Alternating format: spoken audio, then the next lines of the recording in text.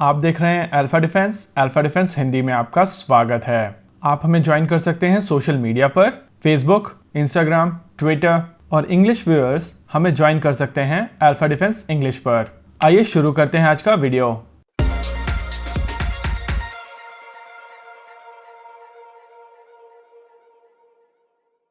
आज की इस वीडियो में हम लोग बात करेंगे लद्दाख में डिप्लॉय हुई निर्भय क्रूज मिसाइल के बारे में।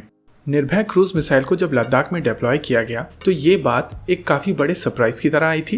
पिछले वीडियो में जब हम लोगों ने ये अपडेट आपको दिया था तो उसके कमेंट सेक्शन में कई लोगों ने क्वेश्चन पूछा कि लद्दाख में निर्भय क्रूज मिसाइल को डिप्लॉय करने का कारण क्या है, और अगर भारत के पास already Brahmos supersonic cruise missile है जो ध्वनि की गति से 3 गुना तेज उड़ सकती है, तो ये सबसोनिक क्रूज मिसाइल की आवश्यकता क्या है। आइए समझते हैं इसको डिटेल में। सबसे पहले बात करते हैं इफेक्टिवनेस की। आमतौर पर माना जाता है कि ज्यादा स्पीड वाली मिसाइल ज्यादा इफेक्टिव होती हैं और कम स्पीड वाली मिसाइल आसानी से इंटरसेप्ट की जा सकती हैं। इस चीज को डिटेल में समझने से पहले अर्थ होराइजन का कॉन्सेप्ट समझते हैं। पृथ्वी गोलाकार है जिसके वजह से दो ऑब्जेक्ट्स जो काफी दूर पर हैं उनके बीच में अर्थ होराइजन आता है, और ये ऑब्जेक्ट जितना एक दूसरे से दूर हैं उतने कम चांसेस हैं ये दोनों ऑब्जेक्ट एक दूसरे को देख सकें।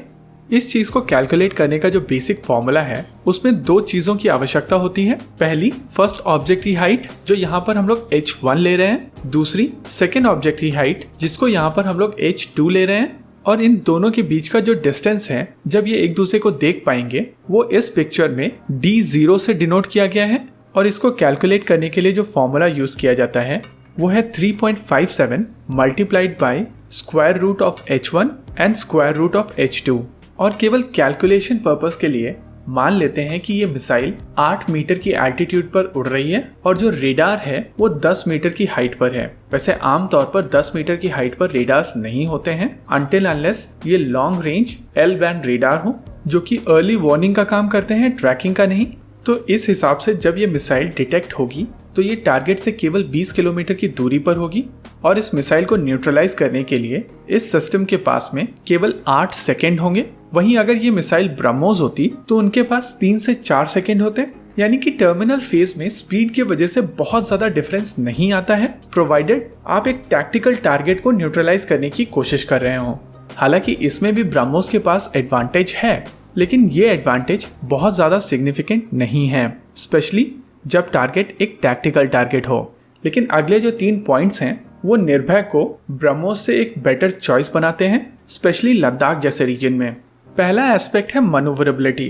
ब्रह्मोस एक काफी मनूवरेबल मिसाइल है, लेकिन हाई स्पीड और शॉर्टर विंग स्पैन होने के कारण इसकी हवा में एजिलिटी बहुत ज्यादा नहीं है। हालांकि ये मनूवर कर सकती है, लेकिन ब्रह्मोस की तुलना में निर्भय बहुत ज्यादा मनूवरेबल होगी क्योंकि इस मिसाइल में एयरक्राफ्ट की तरह विंग्स हैं, और ये ज्यादा लंबे विंग स्पैन इस मिसाइल को हवा में बहुत ज्यादा अजाइल बना देते हैं। लद्दाख जैसे इलाके में जहां पर बहुत सारे माउंटेन्स हैं, ये मिसाइल उनके बीच से निकलकर जा सकती है, और स्टीप वैलीज और पीक्स के थ्रू ये मिसाइल अपने टारगेट पर अनडिटेक्टेड पहुंच सकती है। लेकिन इसके उलट ब्रह्मोस को इन माउंटेन्स के ऊपर से जाना पड़ेगा। दूसरा एस्पेक्ट है कॉस्ट। एक ब्रह्मोस सुपरसोनिक क्रूज मिसाइल की कॉस्ट 2.75 मिलियन US$ है।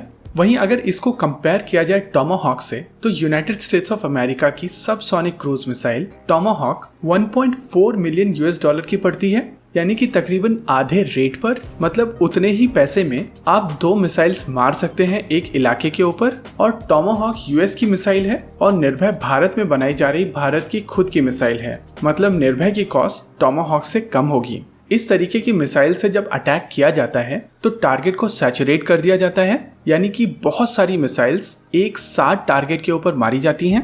जैसा कि यूनाइटेड स्टेट्स ऑफ अमेरिका ने साल 2018 में सीरिया के खिलाफ किया था। यूनाइटेड स्टेट्स ऑफ अमेरिका ने 66 टोमाहॉक सीरियन आर्मी के ठिकानों पर मारी थी, और इस अटैक की कीमत $26 मिलियन एस्टिमेट की गई थी। यानी कि अगर ऐसा अटैक भारत करता है ब्रह्मोस से तो तकरीबन $52 मिलियन US$ भारत को इस अटैक के ऊपर खर्च करने पड़ेंगे, जबकि रिजल्ट ऑलमोस्ट सेम होगा। ऐसे में टोमाहॉक जैसी मिसाइल यानी कि निर्भय सबसोनिक क्रूज मिसाइल ज्यादा सेंस करती है, स्पेशली तब जब टारगेट की स्ट्रैटेजिक वैल्यू ना हो और केवल एक टैक्टिकल गेन के लिए अटैक किया गया हो, जो कि आमतौर पर वॉर्स में किया जाता है। अब बात करते हैं तीसरे और आखिरी एस्पेक्ट की। यह एस्पेक्ट है रेंज। ब्रह्मोस की रेंज MTCR मेंबरशिप के बाद बढ़ाई गई है, लेकिन भारतीय सेनाओं के पास जो ब्रह्मोस ऑलरेडी है उसकी रेंज अभी भी 295 किलोमीटर ही है। और ब्रह्मोस की तुलना में निर्भय सबसोनिक क्रूज मिसाइल तकरीबन 3 गुना से भी ज्यादा दूर आसानी से पहुंच सकती है और टारगेट को न्यूट्रलाइज कर सकती है। यानी ब्रह्मोस एक बहुत ज्यादा इम्पोर्टेंट कंपोनेंट है भारतीय सेनाओं का, लेकिन निर्भय की इम्पोर्टेंस ब्रह्मोस के मुकाबले बहुत ज्यादा कम भी नहीं है। आज के इस वीडियो में रखते हैं केवल इतना ही। आपको क्या लगता है बताइए हमें कमेंट सेक्शन में।